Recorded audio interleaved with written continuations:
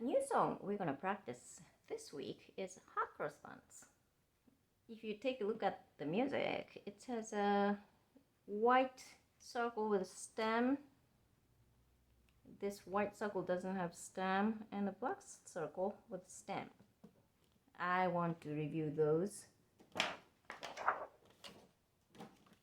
one more time. So black circle with stem is 1 count, and the white circle with stem you want to hold 2 counts, and the just circle is 4 counts. So make sure to do that. I am going to put back the music on, and I am going to put metronome on at 80.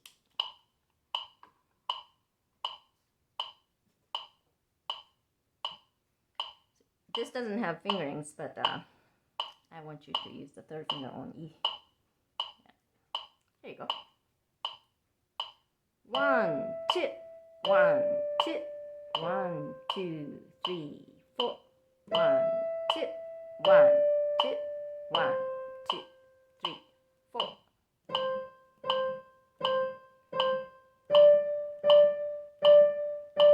1,